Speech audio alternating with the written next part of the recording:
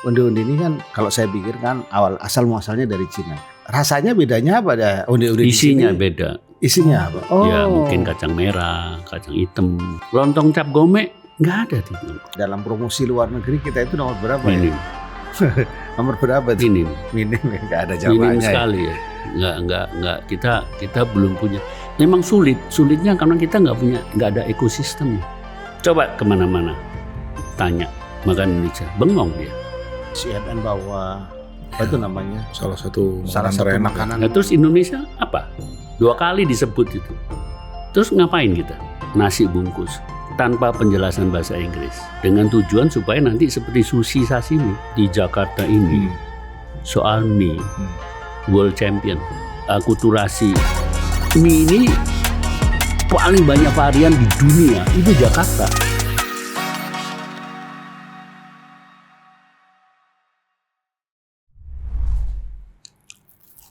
Enak ya? Aku sampai nggak bisa ngomong Pak deh, kaget. Enak banget ini. Tapi belum waktunya makan nih tiba-tiba. Ini wah. Pak deh tahu nggak? Ini makanan asli Indonesia yang paling aku suka. Onde-onde. Yang bener. Kayaknya iya deh. Soalnya dari kecil tahunya ini masakan asli Indonesia. Masalahnya saya pernah ke Cina, saya dapatkan ini. Saya lihat di pecinan di Paris ada juga ini. Di Chinatown Paris. Di Chinatown Paris. Wah. Thailand juga ada, Vietnam juga ada. Suara siapa tuh Pak deh? Jadi yang bener dari mana ini kan? Nah, itu makanya jangan asal ngomong gitu. Iya kan? Iya itu makanya harus tahu dari ahlinya nih Pak Denny. Iya. Tadi udah terdengar sedikit suaranya dan juga pasti teman kumparan nggak usah dikenalin lah. Ini pasti udah tahu lah. Iya. Ini kita mau ngobrol-ngobrol soal edisi Imlek di Deep Talk episode khusus Imlek sama chef ya top of mind kita kalau di Indonesia, Om William Bongso. Selamat datang Om. Selamat datang Om. Ya. Kita hari ini mau ngobrol-ngobrol nih tentang Imlek ya. Imlek akan datang tanggal berapa? Tanggal 10, ya, 10 dan di Februari. kemudian akan dilanjutkan perayaan itu sampai 14 hari, kemudian ditutup dengan namanya Cap Gome. Cap Gome. Ya. Tahu nggak apa itu namanya sionya sekarang apa itu? Aku kurang tahu, tapi kalau view aku tahu ular. Sionya sekarang itu adalah naga kayu. Naga kayu. Naga kayu itu berarti apa? Tahun keberuntungan, semangat, kemudian fleksibilitas dan lain sebagainya. Jadi kita harus rayakan nih, harus gong si facai. Iya. Itu selalu tuh istilah facai itu semua duit gitu. Oh. Mau duit. Bukannya artinya itu Pak, semoga keselamatan dan kebahagiaan buat Facai itu Anda. untuk cepat kaya gitu. Jadi semuanya ukurannya duit. Iya. Ya. Rezeki. Rezeki. Kalau umum sudah makan belum gitu. Oh, gitu ya. Oke. Aku langsung pengen banyak pertanyaan sama Om Will nih. Terutama soal kadang-kadang kita masih bingung nih Om Will. Apakah makanan Indonesia benar-benar asli Indonesia atau sudah ada adaptasi atau sebenarnya aslinya dari China sana. Nah, mungkin onde-onde ini Om Will, kita buka dari yang ringan-ringan dulu nih Om Will nih. Enggak, Indonesia itu kan sudah hasil dari akulturasi. Kita nggak tahu dari India, dari Arab, dari Tiongkok, ada yang dari Portugis. Kan sejarahnya kan panjang banget gitu. Dan memang satu hal di Indonesia itu tidak ada seperti di Singapura. Kalau Singapura ada nyonya, keturunan peranakan nyonya. Ada India, ada mama. Kalau mama sudah jelas India Muslim, ada Melayu, gitu. Jadi di sini udah take it for granted. Semua sudah jadi makanan Indonesia dan makanan daerah. Ya. Tapi asal muasalnya bisa jadi dari mana-mana. Berapa persen sebetulnya makanan kita itu yang kira-kira asal muasalnya dari Cina itu? Saya juga nggak ada data persentasinya, tapi sehari-hari kan banyak yang kita. Kalau kita tanya sama orang nggak akan bilang ini nyebut, oh ini bekas dari Cina gitu, nggak ada. Ini udah makan Indonesia nih, makan rumahku, nenek saya yang bikin, kan gitu.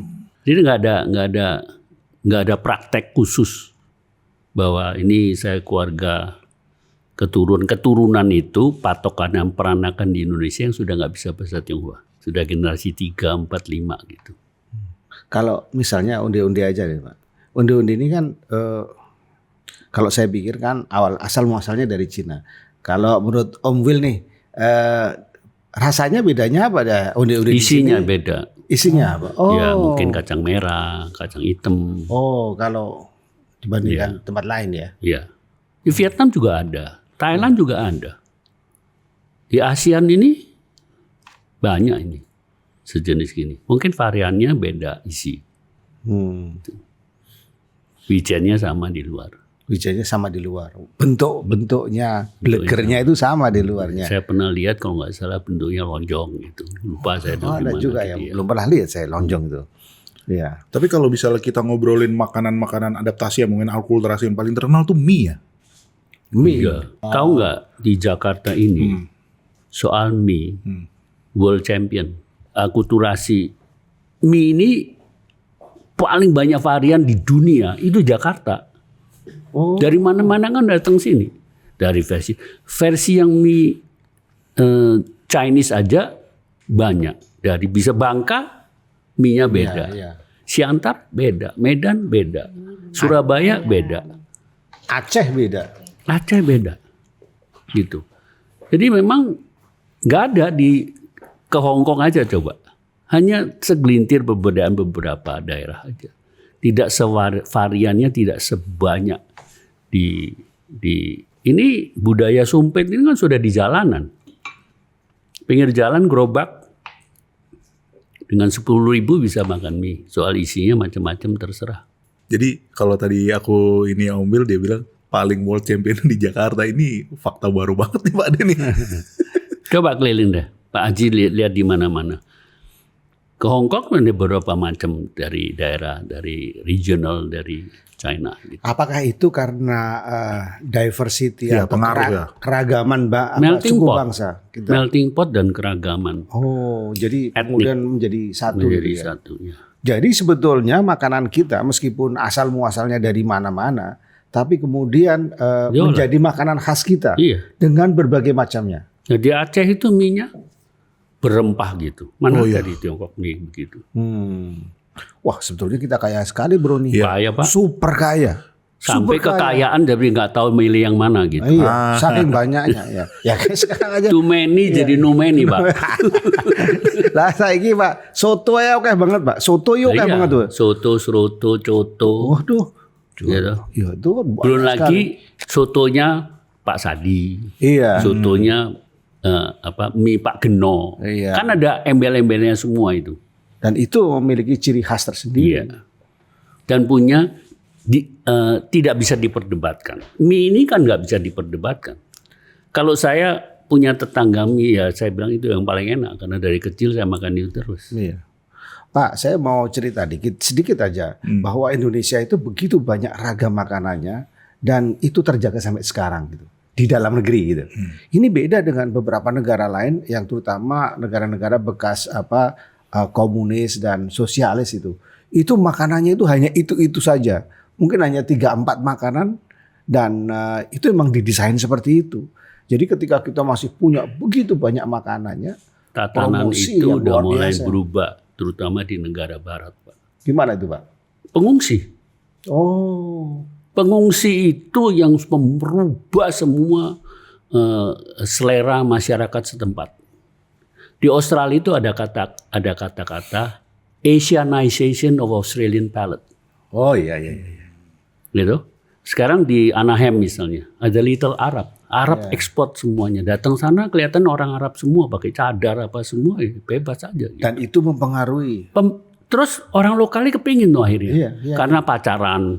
Iya. Diajak ke rumah. Iya, betul, betul, interaksi sosial itu. Iya. Vietnam. Karena boat people. Iya betul. Jadi pengungsi juga ternyata salah Iya, satu faktor. ya, pengungsi itu membawa budaya, termasuk budaya makan. Pas itu utama. Di Amerika itu kalau nggak salah data terakhir 2 juta orang Vietnam. Indonesia berapa? Dan Indonesia tersebar di mana-mana. Indonesia itu kira-kira 300.000 lebih lah.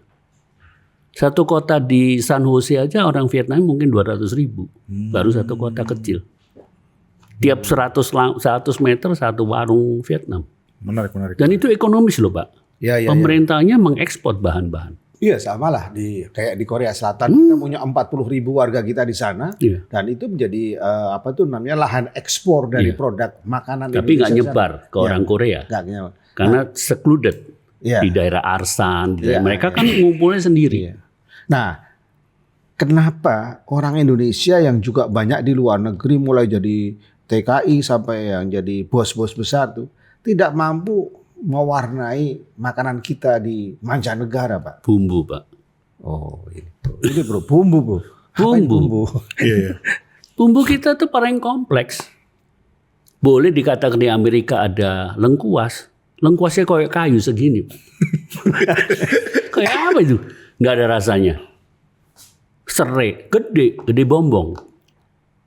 Mahal. Ngolah.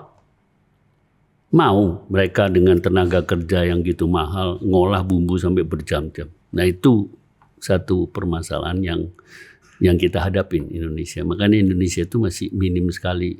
Bukan itu karena ini Pak, apa tuh namanya transportasi yang terbatas katakanlah. Mana Vietnam, bumbu Vietnam manjir di Amerika, Thailand, Korea, Cina, Jepang. Banyak. Coba lihat di store, Asia Store misalnya. Kelihatan Indonesianya paling snack. Cemilan. Bumbu-bumbu kan tidak menonjol. Ada, tapi hanya dikenal di antara orang Indonesia. Coba buka dapur orang Barat sekarang. Kau tahu ada fish sauce. Ada kecap Jepang. Ada bahan-bahan non-Western di rumahnya. Karena mereka sudah merasakan bahwa palate mereka itu, selera mereka itu 100 tahun itu nggak pernah berubah. Itu aja, bikin sop ayam gitu aja. Saya bawain bumbu soto ayam di Paris. Saya suruh masakin coba sop ayam Perancis. Tengah jalan cemplungin bumbu bawa dari Indonesia, bumbu soto ayam. Kaget dia. Kok bisa jadi gini? Kok bisa begini? Ini lebih enak. 100 tahun kita nggak pernah berubah ini. Yang sebenarnya bikin aku ngiri, Om, berapa tahun lalu aku sempat di Amerika. Gampang banget yang tadi mungkin cerita sedikit ya. Pak D bilang restoran Thailand banyak, tapi restoran Indonesia ada tapi mahal banget tuh di New York. Sedikit karena mereka tempat penempatannya juga bukan prime karena sewanya mahal. Di Australia, saya kan sekarang ada proyek di Australia. Di Sydney aja restoran Thailand itu 1.000 lebih. Ya, mudah sekali. Tola sana, tola sini. Indonesia di mana? Nyempil di mana gitu. Padahal di Australia banyak warga kita juga, Om. Iya, banyak. Dan mereka perhatiin masuk restoran Thailand yang kerja orang Thailand semua. Masuk Vietnam yang kerja orang Vietnam semua. Kok bisa? Itu berarti ada yang harus diberesin ya. Banyak. Utamanya apa yang perlu diberesin? Pendidikan kuliner kita, pendidikan budaya kuliner kita itu minim sekali, terus terang aja. Karena kita terlalu luas, tidak ada program dari pemerintah untuk mengatasi itu lewat SMK. Dulu SMK apa itu mau makanan internasional diajar. Sekolah-sekolah pariwisata. Karena guru itu juga langka, yang benar-benar Indonesia itu nggak bisa overall, harus spesialisasi. Guru Aceh yang asli, guru Minang aja terbagi mana, rendang aja tiap daerah beda. Gitu. Jadi nggak bisa dong jadi guru masakan Indonesia gitu? Nggak ada. Ya ada yang sekarang ibaratnya mengklaim masakan Indonesia. Mengklaim aja itu. Iya. Kalau saya ditanyai makanan Dayak gitu, mana tahu saya. Oh, kalau kita keluar Kalau bisa tahu cara masaknya tapi bahannya lain, nggak ada. yang paling ini Om, kadang-kadang yang aku bingung tuh kalau misalnya lagi di luar terus mau ke restoran Indonesia, pasti yang dijual nasi goreng, sate, Standar. ayam goreng, tahu tempe. Rendangnya juga rendang nggak jadi. Rendang yang masih berkuah kalau aku lihat tuh, kok begini rendangnya. Bukankah Om Will itu sekarang juga memproduksi yang namanya bahan untuk membuat rendang? Enggak, bukan. Bukan. Saya memproduksi. Saya sekarang baru launching. Saya baru pulang dari Amerika launching rendang, ya pakai nama William Wongso lah di sana. Itu mungkin produksi makanan Indonesia pertama yang diproduksi di luar negeri, bukan di kaleng loh ya. Yang diproduksi dengan catatan semua bumbu, santan dari Indonesia. Itu wajib, nggak bisa dikompromikan. Harganya mahal dong. Nah itu yang gue pengen tanya juga tuh.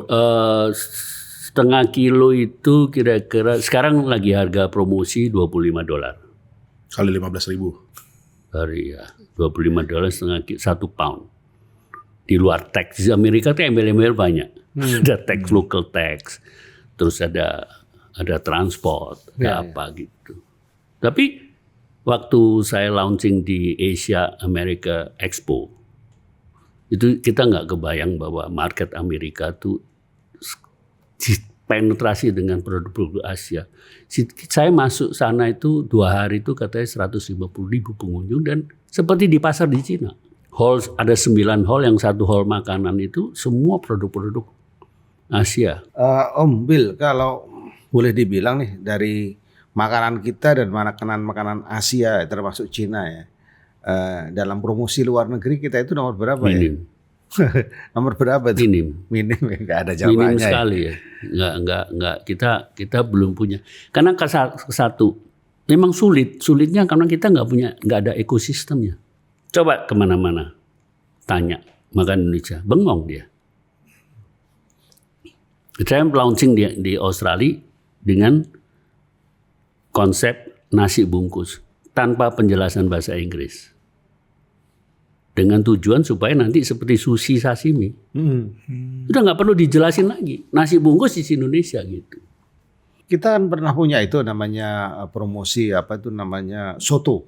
Soto menjadi salah satu Gimana makanan. soto siapa, Pak? Kan nggak bisa ngomong soto. Selama Indonesia mempromosikan makanan masih cuma sebut generik, kita nggak akan kemana-mana. Kita harus menunjukkan diversity kita. Bahwa soto kita tuh banyak. Ada soto Lamongan, ada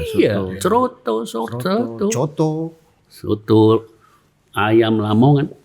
IGI itu penting, Geography Identification itu penting sekali. Contohnya rendang. Rendang umumnya generik itu Padang. Tapi kan ada rendang di Sumatera Barat ada 900 nagari. Terus nanti ada rendang yang dibikin oleh uni-uni. Kan ada namanya di belakangnya. Itu harus dibikin seperti itu. Nggak bisa cuma rendangnya sopo. Rawon aja coba Pak, kita dari Jawa Timur. Gitu. Versi macam ada yang kental, ada yang encer. Iya betul. Suka-suka siapa aja. Yang penting otentik. Oh Bill, saya jadi kepikiran nih. K-pop. K-pop adalah salah satu produk ya, produk untuk apa tuh namanya penetrasi budaya Korea ke luar negeri itu. Hasilnya luar biasa. Gimana kita bisa bikin kayak K-pop itu ya? Gini Pak, saya kan pernah 4 tahun jadi duta pariwisata Korea, cuman malu aja ngomong. Pernah jadi duta wisata Indonesia belum Pak? Nah, Duta Kuliner Indonesia. pendidikan budaya kuliner itu dibawahi 3 kementerian. Agriculture, Perikanan, dan Kehutanan. Saya nggak tahu kenapa. Untuk pendidikan didanain. Untuk promosi secara umum oleh KTO, Korean Tourism Organization. Ditambah lagi K-pop tuh. Gitu. K-pop, K-drama dan lain sebagainya. Tapi untuk produksi bahan-bahan di bawah Korean Trade. Jadi dia nggak individu. Semua dipromosikan barengan. Contohnya gochujang. Gochujang itu sambal ya. Sambal ya. Boxnya semuanya sama Pak. Warna merah kalau gochujang. Kalau doenjang coklat misalnya. Atau samjang coklat. Tapi labelnya beda-beda. Di mana punya museum.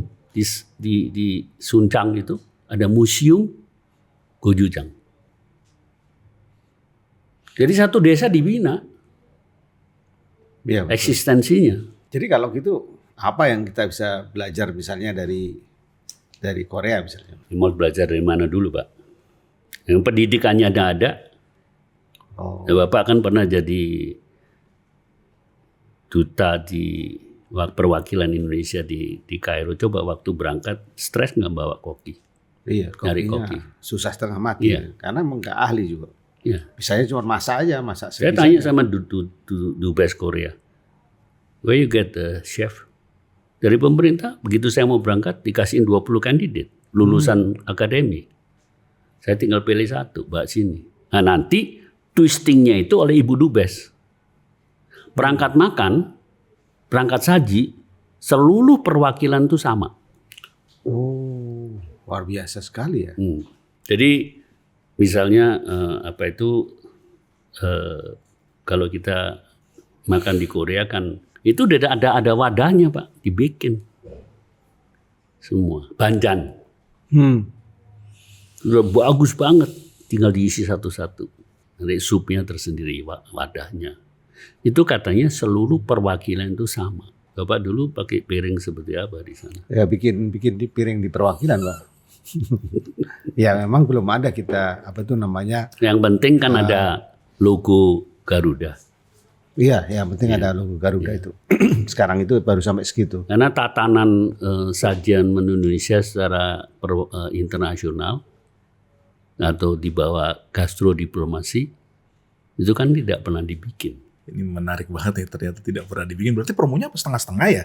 Nah, ya coba masing-masing Dubes kalau nyajikan makan ya ala-ala masing-masing aja gitu. Selera masing-masing. Iya. Dubes yang dari Makassar ya Mbak, bukan Makassar. Ya nggak apa-apa sebenarnya Ya, nggak juga nggak apa-apa apa-apa, asal tahu polanya. Ya. Kalau sekarang Bapak diundang oleh Dubes Jepang, pasti ada sushi, Iya. pasti ada sashimi, nggak akan dirubah itu. Iya. Nah kalau di Indonesia kan nanti bosan presidennya gitu, suruh rubah. Berarti banyaknya makanan juga ternyata menjadi satu problem. Iya. Menjadi tantangan tersendiri untuk mempromosikannya. Ya, Pak. Tapi kalau kita kembali ke Imlek ya, ini kan apa kaitannya dengan Tiongkok gitu ya. Tiongkok itu kan memiliki makanan yang, waduh, Daerah sangat diverse juga. Iya. regional, bukan Chinese food, Ya, regional cooking sama dengan Indonesia. Nggak ada nama Indonesian food, regional cooking. regional cooking ya gitu ya. Mereka mempromosikan itu melalui orang-orang yang keluar negeri atau Ya dibawa oleh diasporanya Pak. diasporanya kan? Ya, nah itu diaspora. Contohnya kalau saya ingat, saya masih muda Pak. Sekarang juga masih muda Om. Ya, masih. Itu masih nenek-nenek masih ada, apalagi yang masih totok. Bikin di rumah Pak, semuanya bikin. Nah belanjanya di Petak 9 misalnya, di Glodok. Mereka waktu Imlek itu import bahan-bahan khusus yang hari biasa nggak ada. Diolah. Tapi sekarang ibu-ibu kan sudah sangat socialite, nggak pernah masuk dapur, mana mau masak. Restoran. Jadi restoran itu 2 shift sekarang. Mungkin bisa-bisa 3 shift. Satu malam. Aji mumpung tuh. Iya. Menunya A sampai A, B, C, D. Dari harga berapa hitungan orangnya. Nah itu kita bisa lihat kalau datang di jamu gitu tuh. Kalau saya lihat menu dulu. Wah ini menunya orang kaya nih. Kelihatan Pak dari menu. Iya. Tapi yang menariknya gini Om Will, kan kalau kita kan mayoritasnya Muslim, sementara makanan-makanan dari Tiongkok itu kan kebanyakan mereka Ada. kan Sekarang kan beda setelah sosialisasi. Coba kalau sekarang Konglo menjamu gitu kan dibagi sudah buffet style. Ada ujung sana yang halal, yang sini nggak halal, tinggal pilih aja gitu. Berarti tapi ada beberapa makanan yang sebenarnya dari Tiongkoknya sana itu sebenarnya aslinya tuh non halal. Kebanyakan tergantung dari daerah, tapi secara umum kalau di restoran kan dasarnya banyak dari Guangzhou. Oh dari Guangzhou. Cantonese, makanan-makanan Cantonese. Tapi per keluarga itu kan ada Hokkien, ada Teochew. Kalau di Pontianak, kalau di Singkawang kan beda. Karena sana dominasi. Singkawang itu Hakka misalnya. Pasti dia punya tradisi makanan-makanan Hakka. Di Pontianak dominasi orang Teochew. Pasti punya Teochew. Kalau di Jakarta ada melting pot kan. Iya. Kayak mungkin kayak bubur ayam ini Om ya. Ini kan yang kita tahu sebenarnya kan terinspirasi dari Tiongkok ya, tapi kita nggak tahu nih. Ya bubur ayam di sini kan sudah dikasihin kuah Kuning. kuning. Nggak tahu itu dari mana Om ya. Ya dari sini. Yang asli ya dari sana kan ada yang bubur polos, ada bubur asin, congee. Ada yang bubur polos tadi lauknya banyak, cara Teochew. Jadi termasuk ya masih dari yang tadi Om bilang kan, yang sebelum kita ngobrol, jadi nggak ada catatan juga Om ya itu dari mana. Ya Jadi kita kan kebanyakan verbal ya. culture, banyak katanya, semuanya katanya. Nggak ada yang di-record gitu Om ya. Di dalam Imlek kan selalu ada makanan yang khas ya. Di Indonesia nih ya, setahu saya. Ya, style Indonesian style. Ya, kue keranjang ya. Keranjang karena dalam keranjang ya.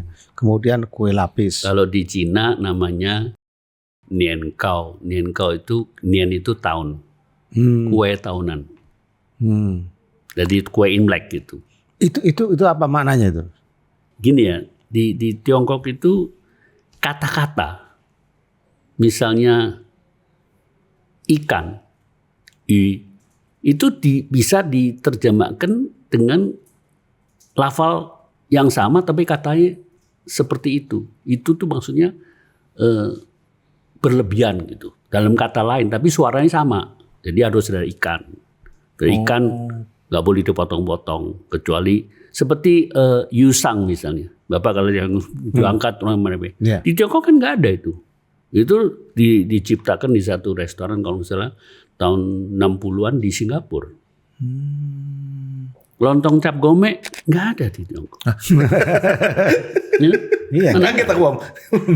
Kayaknya aku pikir tuh bener-bener dari. Nggak ada. Lontong. Soalnya kalau misalnya, Kalau lontong sayur mungkin asalnya dari ide dari lontong sayur, tapi di upgrade. Nah, kalau kata saya ke Semarang misalnya, lontong cap gome itu katanya harus isinya 13 gitu. Masing-masing itu ada maknanya. Jadi makanannya jeruk itu ada maknaan. Ya, Bingkuo. Kalau nyajikan apel, tulisannya bingkuo itu, bing itu aman, sentosa. Nah itu harus ada. Tapi masih tetap ada hubungannya ya makanan yang ada di sini dengan Bahan, Pak. bahan ya. Iya.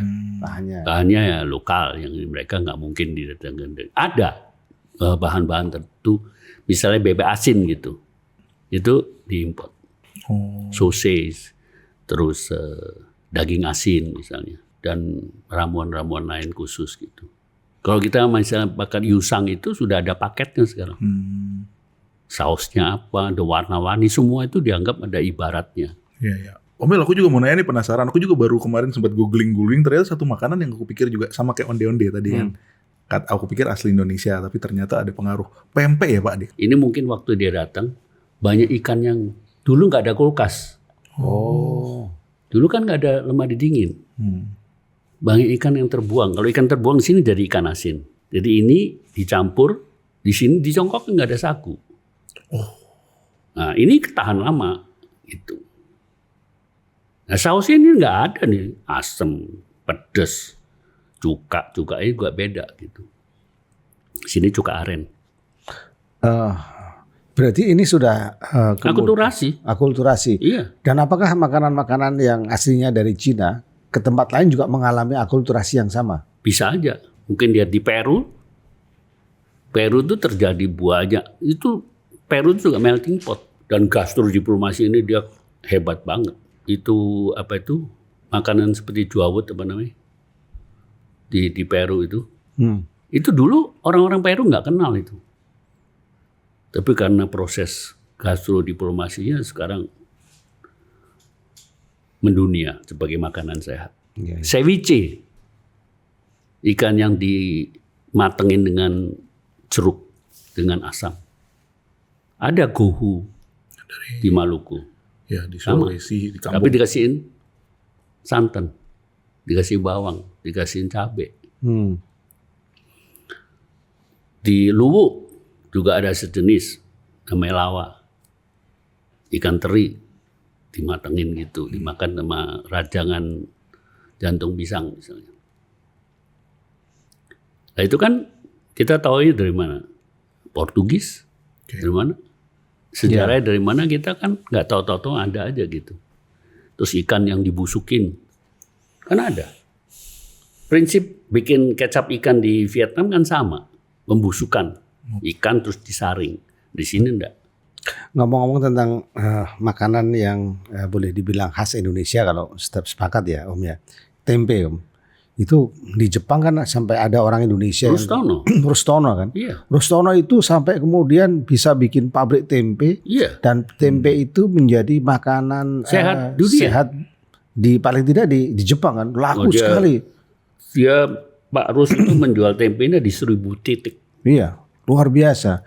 Apa yang kita bisa belajar seperti Mas Rusto? Pak Rustono itu gagalnya 2 tahun, Pak.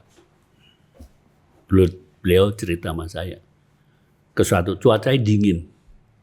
Kelembapannya beda. Tiap bikin gagal terus. Pada satu saat mertuanya bilang, coba deh kita pakai ambil air di kuil. Jadi. Pindah ke Gunung Haga. Iya. Di Kyoto. Keluar dari Kyoto, pindah, nguber airnya, sumber Iya. air. Kemudian dia punya pabrik di Pak Rus pinggir. itu diaspora mempromosikan tempe luar biasa. Alat yang dipakai tempe itu semua buatan Indonesia. Ragi dari Indonesia. Betul. Hanya tempenya memang beda, Pak. Kualitas kedelainya itu beda. Kalau di sini kan kedelai GMO. Ya, artinya dia juga melakukan akulturasi juga dengan apa itu namanya keadaan setempat. Ya, tadi Bapak percaya nggak di sana ada majalah khusus tempe di Jepang? Wah, kalau ini nggak tahu. Kalau Ustama saya Menurut Pak Rus, anak SD lebih tahu sejarah tempe daripada anak di Indonesia. Nah, itu mereka sering bertemu. Iya, iya. Karena apa? Makna di Meksiko, Luisa Valles 15 tahun dibina Pak Rus bikin. Iya. Rusto Tempe Meksiko. Iya. Jadi Rusto Tempe ini bukan hanya membuat pabrik di Enggak, Jepang, dia membina di mana-mana. tapi juga di Amerika Latin, dan juga di Eropa. Gimana di Luar Cina? biasa, Bang. Di Shanghai, Pak. Ada juga di Cina sekarang. Iya. Waduh. Nah itu yang saya contoh bahwa kita mesti ngambil satu produk Indonesia untuk memperkenalkan jadi wah, orang mau cari tahu yang lain gitu. Itu makanya saya ngotot rendang bertahun-tahun tuh saya akhirnya baru sekarang ini proyek rendang di Amerika itu tertunda 3 tahun. Rendang sudah jadi makanan internasional lah sekarang. Enggak, Pak. Enggak ya? Belum dikenal secara otentisitinya seperti apa itu orang nggak kenal. Kalau Bapak mengatakan tom yum, Ya. orang kurang lebih tahu ini bukan asli ini. Karena dia pernah turis ke mana itu, ke Thailand itu makanan jalanannya kan bersih banget. Lalu apa yang dikatakan CNN bahwa apa itu namanya? Salah satu Salah makanan satu terenak. makanan. Nah, terus Indonesia apa? 2 kali disebut itu. Terus ngapain kita? Malaysia Penang punya laksa nomor 7 saat itu, Pak. Pasang di Jakarta Post setengah halaman, Pak. Nomor 7 loh padahal rankingnya. Kita sering sekarang ada survei, oh ini pisang goreng cemilan terpopuler di dunia. Coba Bapak tanya pisang goreng di mana-mana. Churros malah nomor berapa itu? Iya. Mana yang dikenal, churros atau pisang goreng? Churros pasti Om. Anak-anak. Nah iya. Nah surveinya kalau di Indonesia lebih banyak ya. Lalu mesti gimana nih dengan makanan-makanan yang sudah terkenal enak di dunia ini, Pak? Ini Pak, memang kita itu nggak bisa maksa juga. Ya, kita harus realistis. Sekarang suruh buka restoran. Bapak tahu sendiri, restoran itu berat sekali untuk buka restoran. Kalau marketnya itu nggak ada. Di Turki cari bahan susah. Mau buka restoran Indonesia. Yang ada itu banyak dikatakan ini buka restoran Indonesia. Tapi kita rasanya orang yang nyoba loh kok gini gitu. Karena ya mereka punya pola pikir dulu. Menyesuaikan harga, menyesuaikan selera lokal. Itu nggak benar lagi sekarang. Nggak valid lagi. Sejak adanya sosial media, seluruh dunia itu orang kepingin nyoba makanan yang otentik di mana dia berkunjung. Jadi Pak Aji kalau ke negara mana Google aja food tour, pasti banyak yang keluar service seperti itu.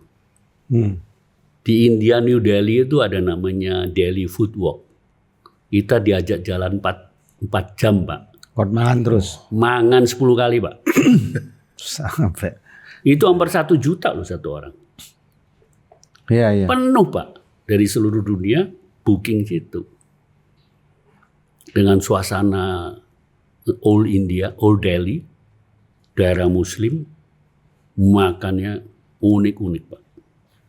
Tapi udah dikurasi.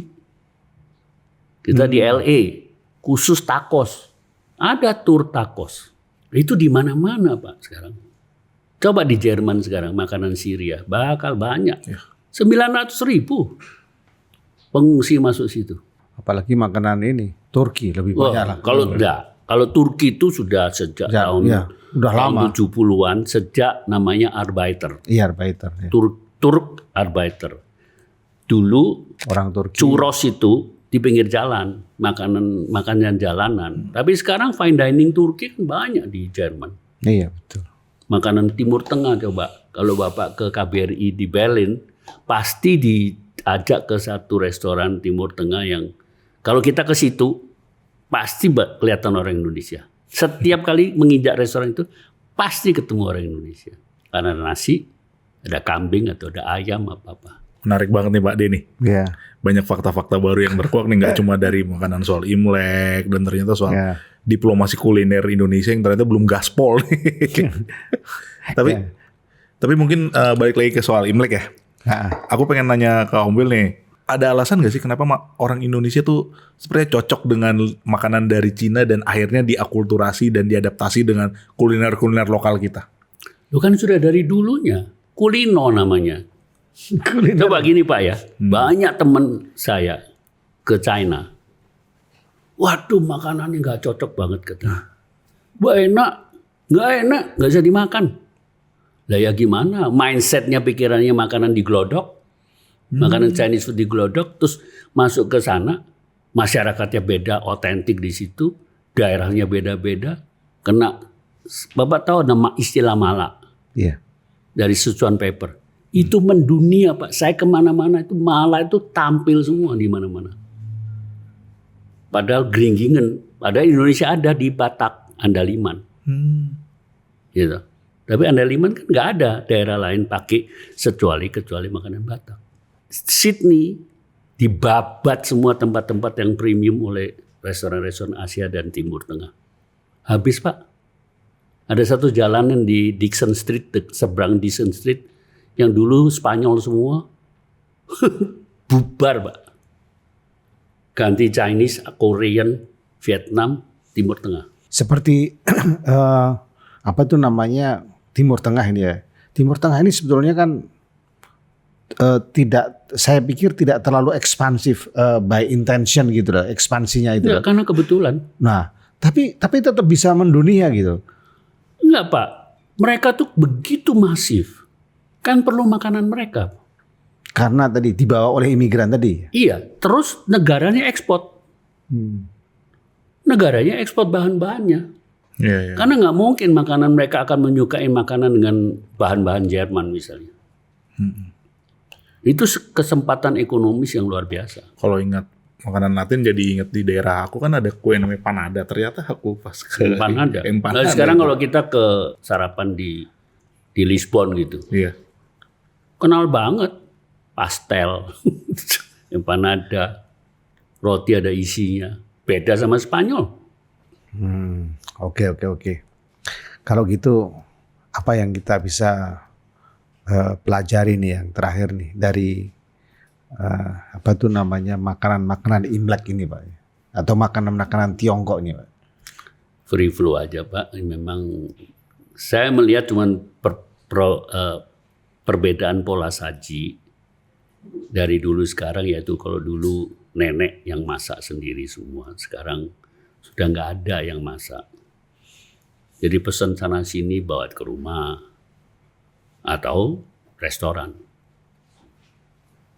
Kan sekarang yang utama kalau yang kaya makanan Imlek itu harus ada ablon, harus ada shark fin. Sebenarnya shark fin sekarang banyak dilarang. Ada bird nest, haisom, Apa tuh Aisom, Pak? tripang, Pak. Oh, tripang. Tripang itu 1 kilo jutaan, Pak, yang bagus. Hanya disajikan, emang tiap hari makan tripang? Kagak. Ngolahnya aja ribet. Jadi makna itu ya diteruskan, cuman polanya beda. Banyak udah nggak masak sendiri. Ah, begitu bro. Banyak sekali masalah dengan makanan kita. Iya. Nih. Sekarang gini Pak, kita tuh juga nggak perlu terlalu ngotot seperti bagaimana. Contohnya, emang Rusia intens gastrodiplomasi. Wah. Kagak, Pak. Iya kan, Rusia ini nggak banyak di dunia. Iya. Enggak sih, karena Tapi memang kita lihat aja contoh-contoh. Kenapa? Vietnam tuh yang terkenal pho. ya, Kedua banh mi, Iya. sandwich Vietnam. 2 nama itu, tapi di bawahnya banyak. Gitu. Sekarang pernah dengar nggak lebih mana kita sering dengar banh mi atau croque monsieur dari Perancis? Ludes itu croque monsieur. Dijejer nih, sajikan ke orang Barat, suruh pilih. Nggak mau makan croque monsieur, makan banh mi. Saya ngantri siang itu di Sydney ngantri Pak banh mi, bule semua. Saya ngantri di ramen Kodawari di Paris 2 jam Pak. 80% bukan orang Asia. Gitulah. Banyak ini ya Pak dia. Banyak pengetahuan-pengetahuan baru nih soal Iya. kuliner yang ternyata banyak banget pengaruh-pengaruhnya ya Pak dia. ya memang ini pergerakan manusia membawa budaya masing-masing, kemudian terjadi akulturasi. Iya. Nah, tapi kemudian ini saling bersaing untuk mempromosikan satu dengan yang lain. Betul. Nah, ini pertanyaan bagi kita, ini kita mempromosikan sampai mana gitu kan? Iya. Karena yang namanya promosi itu habit orang ya. Betul. Kita pengen mempromosikan anak kita mempromosikan diri kita, kita juga pengen mempromosikan kuliner kita, dan itu terjadi persaingan yang begitu hebat di dunia ini, khususnya tentang kuliner. Nah, saya kira kita Jadi misalnya contohnya sekarang Pak, antara Vietnam tuh juga nggak bersaing, antara Thailand nggak bersaing, pilihan Pak, dia nggak bersaing satu sama lainnya. karena berbeda. Berbeda, punya karakteristik, punya favorit. Nggak mungkin dong satu hari satu restoran satu orang akan makan 1 bulan di situ terus. Betul. Ya nggak? Apalagi sekarang pilihan begitu. Ini di Sydney satu grup 15 orang kemarin ini orang bule semua. Beli nasi bungkus bawa ke kantor Pak. Dijajar di meja panjang makan nasi bungkus. Isinya apa nasi bungkusnya? Umat pilih Pak. 2 protein, 2 sayur dengan sambal apa itu $19. Yang saya kepingin nanti mau ngadakan lomba di Australia non Indonesian, suruh makan bule, suruh makan pakai tangan. Ditunggu nih Om. Iya. Kan seru itu. Iya, Mereka udah Nixon ngajarin Xi Jinping Deng Xiaoping ngajarin Nixon pakai sumpit. Maksud kita cara makan orang Indonesia sumpit itu elegan banget gitu. Sekarang kita lihat budaya itu yang kita harus masukkan. Maksud kita makan sendok garpu terus. Wah, keren. Ini kayak ketonjok juga nih aku nih. Kita makan sendok garpu padahal budaya kita pakai tangan. Baik. Saya kira kita terima kasih nih. Om Wil, makasih banyak. Makasih atas infonya dan pengetahuannya yang begitu luas tentang kuliner Indonesia dan dunia. Dan juga pengetahuan kita soal makanan-makanan Imlek. Iya. Tapi jangan lupa kita berdoa dengan mengatakan apa? Gong Si Fa Cai. Gong Si Fa Cai. Gong Si Fa Cai. Pokoknya kita diharapin semua kaya deh. Amin. Dalam 1 hari, dalam 1 kata. Dalam 1 kata. Iya. Gong Si Fa Cai buat teman-teman Kumparan yang merayakan, yang berpesta juga. Semoga tahun naga kayu teman-teman semua lebih berkah, lebih maju, lebih terbang tinggi, fleksibel. Tergantung show-nya. Nanti harus dicek. Di show ular dampaknya tahun naga kayu ini apa? Itu kan dijabarkan lagi. Kalau yang katanya yang bagus ayam, Mbak. Sionya ayam nih. Ya, tapi ya kita lihat lah. Tapi yang penting kita terus semangat ya. Nggak boleh berhenti, Pak. Kita harus lebih strategi. Kalau enggak seperti buang jarum dalam laut. Ya. Oke teman kumparan, makasih banget. Semoga Sio teman kumparan cocok dengan Sio yang lagi naga kayu ini. Dan makasih banyak, bertemu kembali dengan Deep Talk episode-episode selanjutnya soal isu-isu internasional yang faktual, aktual dan juga ringan. Terima kasih, saya Andreas Geri undur diri. Pak D, Kong Sifat Chai. Kong Sifat, coy. Dan Om William Wongso, makasih banyak. Siap.